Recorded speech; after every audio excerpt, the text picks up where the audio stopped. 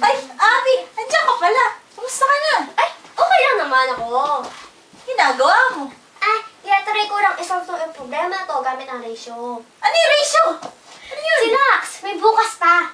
Sige, sasabihin ko sa'yo kung ano yung ratio gamit ang aking mahika. Okay. Elmo! Ratio para kay Elmo! Boing! May 4 na uri ng ratio. Isa doon ang two-term ratio. Kinukumpara nito ang dalawang bagay na sinusukat sa pamamagitan ng magkakaparehang unit. Oh, Halimbawa, unggoy sa taglamig na laruan. ayos yan ah. Dalawa sa dalawa. Okay. Maaari din to ilagay sa lowest terms. So, dalawa sa dalawa magiging isa sa isa. Oh, Three-term ratio naman ay nagkukumpara ng tatlong uri na sinusukat na sama parehang unit. Unggoy sa kabayo at sa taglamig. ay, ganun pala yun?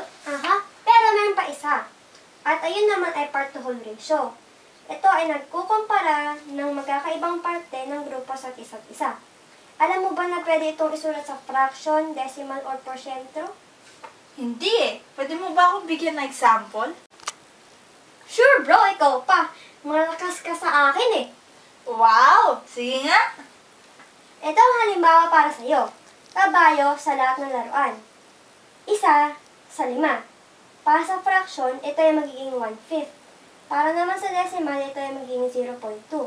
At para sa porsyento, ito ay magiging 20%. Wing! Boing! Ah! Ay, teka. Meron Okay. pang isa. At ayun ay part-to-part ratio. Mm. Ito ay parang halos kamukha niya na ang two-term ratio, kaya kahit huwag mo na abalahin.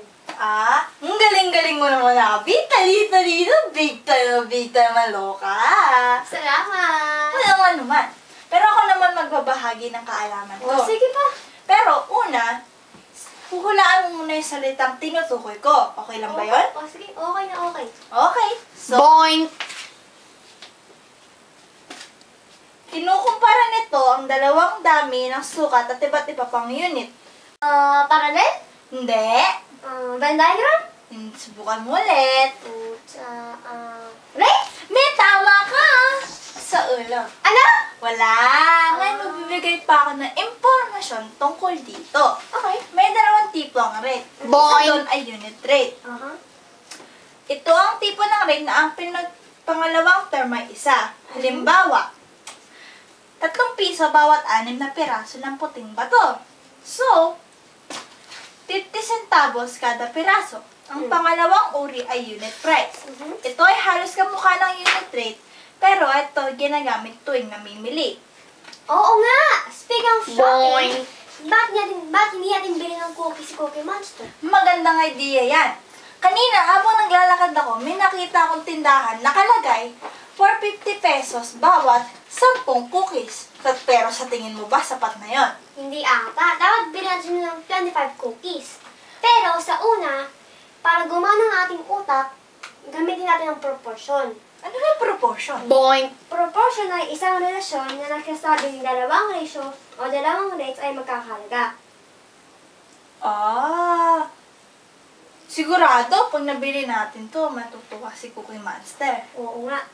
Sige, tara na! Halika, bili tayo! Ito na! Nabili ko na! Hmm. Tara, hanapin na natin para mabigay na natin sa kanya. O sige, halika! Halika Halika,